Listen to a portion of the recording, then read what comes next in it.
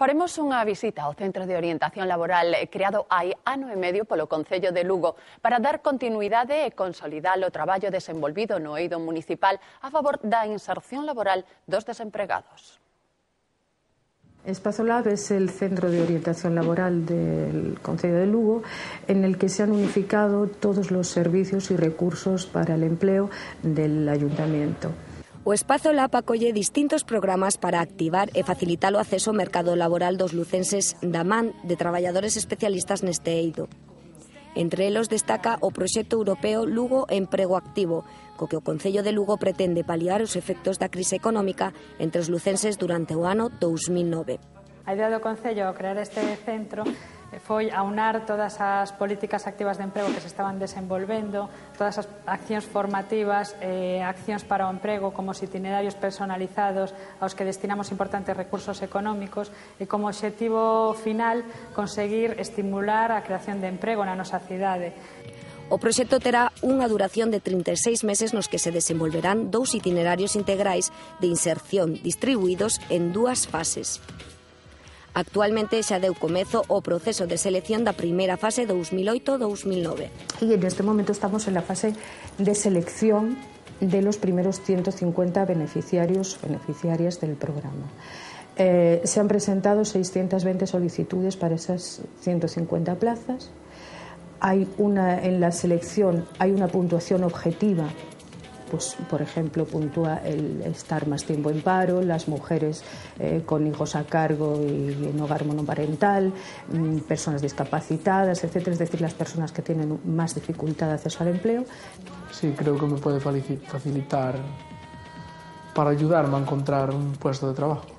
O Concello de Lugo pon a disposición dos cidadáns varios puntos de información entre os que destaca a súa páxina web que ten un dobre obxectivo: informar o cidadán e servir de espazo onde as empresas poidan publicar as súas ofertas de traballo. Para acceder á páxina debes entrar no portal web do Concello de Lugo. Recentemente estreamos unha web que tamén presenta ferramentas de bastante utilidade para os demandantes de emprego, xa que a través dela poderán formular calquera pregunta que se lles ocurra relacionada con emprego, con formación, e será respostada por expertos que traballan no Espazolab no tempo máis breve posible.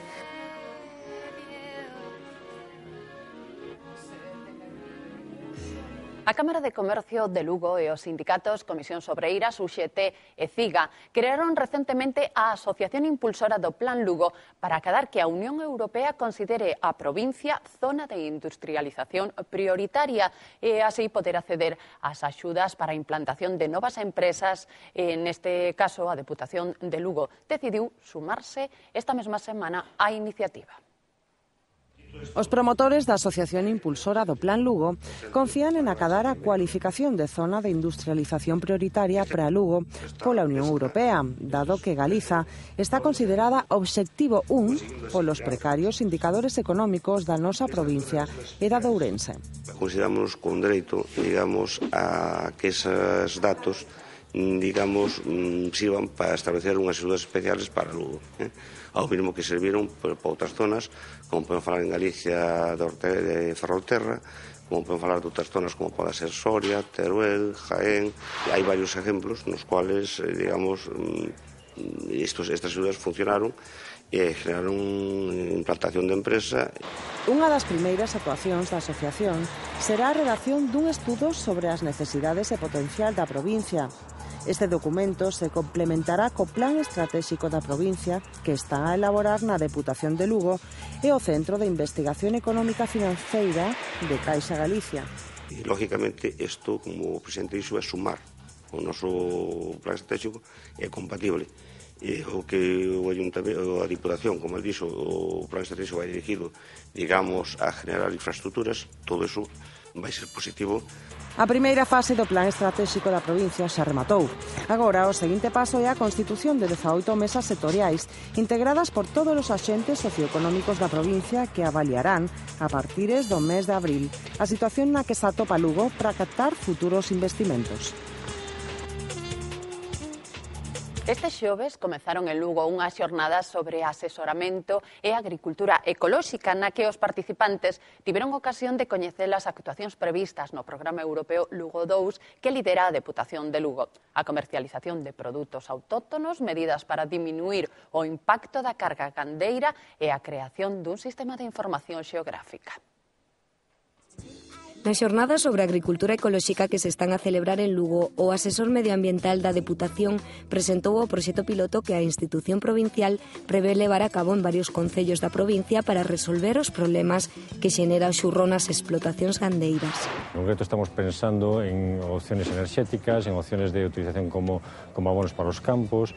A línea vai en pôr en marcha estas experiencias piloto que nos podan valer para outras opcións de futuro. Entre as liñas estratégicas do programa europeo Lugo 2 figura a mellora da comercialización dos produtos autóctonos.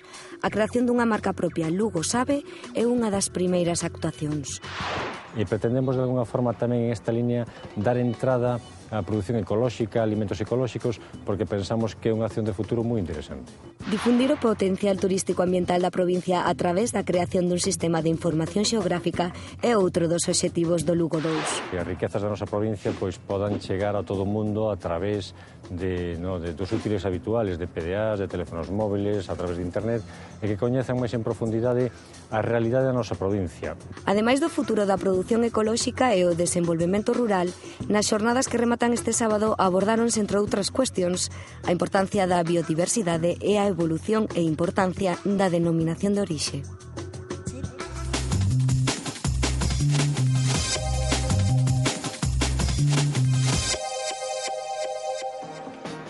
Veciños e veciñas da capital lucense e o concelleiro de Medio Ambiente, Lino González, participaron na plantación de 10 castaños na rúa alta da cidade co motivo da celebración do Día da Árbore.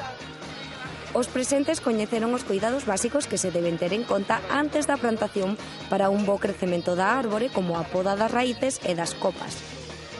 O acto deu fin coa lectura dun manifesto en defensa das árbores co que se buscaba concienciar os asistentes sobre a necesidade de preservar as zonas verdes para levar en conxunto unha vida máis saudable.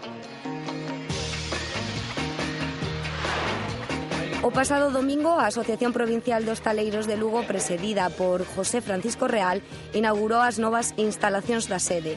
O local, que permanece na mesma ubicación, a rúa Ramón Montenegro, foi reformado no seu interior por completo para atender e cubrir as necesidades dun importante sector da economía lucense.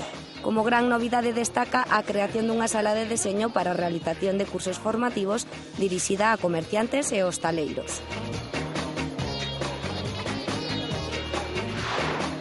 O Concello de Lugo concedeu no barrio da Milagrosa unha rúa que leva por primeira vez nome dun sindicalista, Anselmo San Pedro Ania, falecido hai 4 anos. O descobrimento da placa tivo lugar nun emotivo acto no que se achegaron centos de persoas que homenaxearon o líder de Comisións Obreiras xunto a súa familia, políticos e amigos. Tras o homenaxe popular, aqueles que o coñecían ben reviviron anécdotas do sindicalista que aínda están moi presentes nas súas memorias.